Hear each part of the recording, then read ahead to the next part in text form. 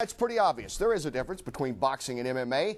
And before we go into the stand-up game versus the ground game and the striking and the kicking and all that, let's just break this right down. So boxing, MMA, can both of these exist on their own? Is there a natural transition from boxing to MMA, perhaps more than any other sport? Because after all, we're seeing football guys get into it, some baseball guys getting into MMA. Well, what about boxers? And two of these guys are leaning that way. Ray, I want to start with you first on this because you've actually had a taste, some kickboxing. You fought Kimbo Slice in an exhibition. You knocked out Tim Sylvia to win your Bozzy Award. So what have you noticed about MMA compared to boxing? Well, compared to boxing and MMA, for one thing, you have got to be in hella shape.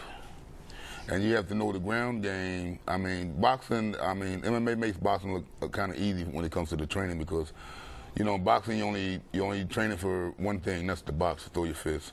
But when you're in there and you're in that cage and you got to go ground and ground and pound and all that, you got to do a lot of training. And actually, the training is actually harder than the actual fights, really. You know, as far as I'm concerned, 'cause I hadn't been in one of those real nasty brawls yet. But you know, I give MMA a lot of credit. I mean, me and my kids, we watch it 24/7, and that's one of the reasons why I wanted to do it, so I can sit there and my kids can say I'm a beast, like he says about Kimbo and some other fighters. You know? So like I said, I'm still brand new to the game, but I pick up things quickly. Yeah, with me it was also, I was a striker and came to it, and I remember myself saying, stand up, fight like a man. Yeah.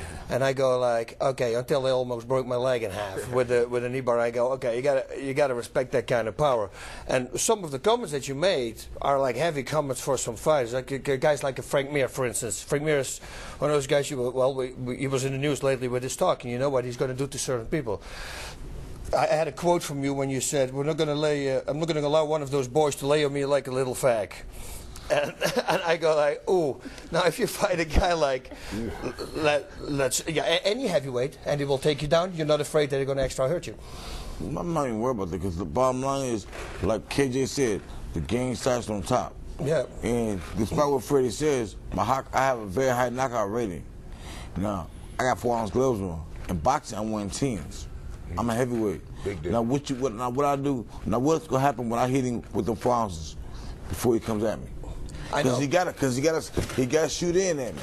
If he shoot in at me, I'm gonna step back. He gonna get lost with uppercut or left hook.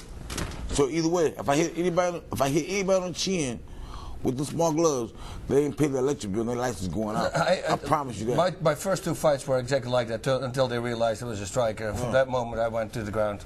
Every time. So that's why me and my camp, we working on the full package. Not just being striking, working on, you know, maneuvering out of armbar positions, takedowns, and everything like this. So I'll be ready for any and everything when the time comes. Ray was nodding when we talked about the differences, especially in that 6-ounce difference in the gloves, and how big a difference is that because you've worn both? I mean, it's a big difference. I feel like I can knock out a polar bear with 4-ounce gloves on. If I hit him in the chin, being first, if you hit him in the chin, he's going. It's no question. You're the first one who knocked out Tim Sylvia, like out cold. Yeah, I mean, I hit him so hard. I was going down. I was just trying to think, you know, ahead of myself. So I hit him, and he was already knocked out. But I tried to go for his leg and try to do something. You know? I don't know what I was doing there, but I tried to do something. And speaking of, here's what it looks like when a champ boxer took on a champ UFC fighter.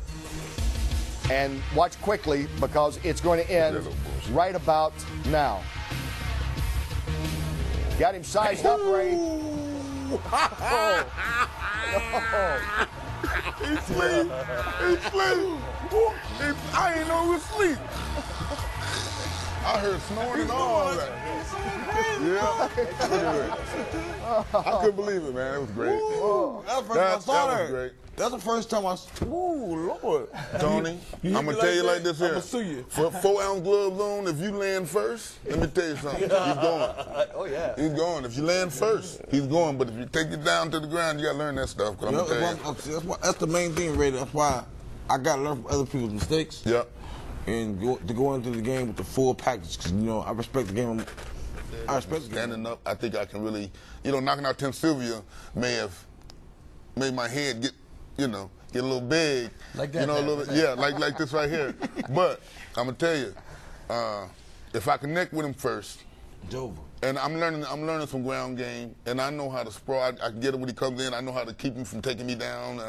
Thanks to Boss rooting with Kimbo. He told Kimbo, you better take him down. Take it down. I said, cross your hands in front of you and walk straight in him. I said, take him boxing away. That totally took me by surprise, because I thought Kimbo was one of those, you know, I seen him on the street doing these, so I thought automatically he would do these. Yeah, this was a surprise thing. When he got in there, he came in there, he started off a little bit, then he took me down. I couldn't believe I was going down, actually. I was scared to death going down. Because I was training then, but I wasn't as good as I am now. Now it would be a little different. And like I said, I mean, I'm not the guy out went down. I was going down on my own. Ain't nobody took me down. I went down myself, tried to get them legs. Yeah. You know what I'm saying? So I'm learning. Let me ask all you guys this right now, because I'll start with you, Boss, because you're the great striker that learned the ground game.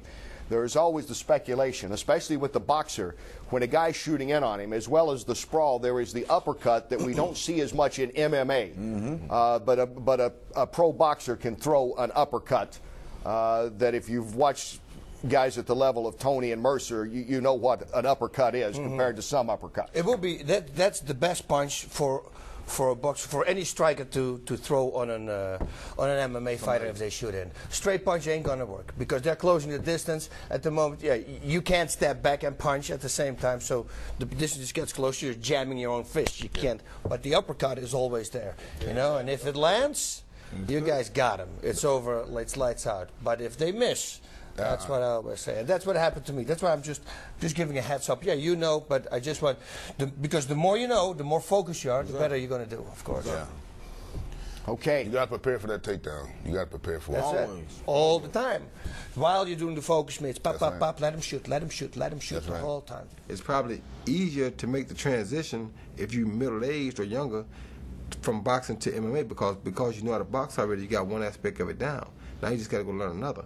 Boxing, on the other hand, to become a complete boxer, you need a lot of experience in it. So if you just up to date and say, okay, I want to be a fighter, you're not going to just be a boxer. It's going to take you a while to be a legitimate boxer.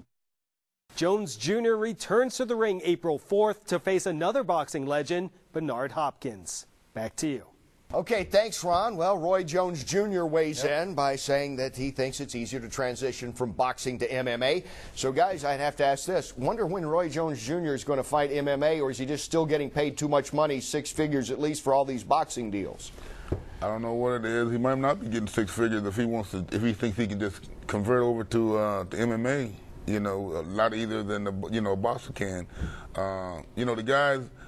He's talking. He needs to get in there. He needs to go through some of the training to see how really tough it is. I'm a boxer, and I got power. I got power in my punches and everything, but it's a whole different ball game when your knees and your back is on the canvas. You know, you got no referee over you saying, hey, keeping that guy off you. That guy's going to come. He see you go down. He's coming after you, and he's going to tie you up in all kind of knots. You got to be prepared for that. I mean, you got to have you got to have more respect for these MMA fighters than what most people are you know, giving these guys.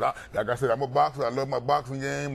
That's all I know. And I'm like James Toney. I'm an athlete. I can do everything. I'm gonna try to be the best at everything. And being that, I'm gonna have to realize that it ain't gonna be as easy, and I'm gonna have to get in there and train in doing what they do. I'm gonna have to do what they do instead of them doing my boxing thing. I'm gonna have to learn what they do, the ground game, in order to compete in this sport. In order to hit somebody, you have to close the distance. Exactly. Yeah. And at the moment you close the distance, that's where they lower themselves and they shoot in. They try to catch that moment. Sometimes you see those beautiful takedowns. Somebody punches and they shoot underneath and they take them down. So that's fast. the moment they're waiting for. So fast. Yeah. James, from what I think you said earlier, if Roy Jones Jr. is really interested in MMA, now might be the time. Yeah, all you gotta do is put up and shut up. You know, hey, it's time. If you really want to do this, just do like I did. Because Dana, like I said, Dana called the boxer and I stepped up for us. Yeah. You know, go to him and say, let me fight Anderson Silva, because I'm pretty sure Anderson Silva want to fight him. You know what I'm saying? So make it happen. If you think you can do it, come over here and do it. Come get some.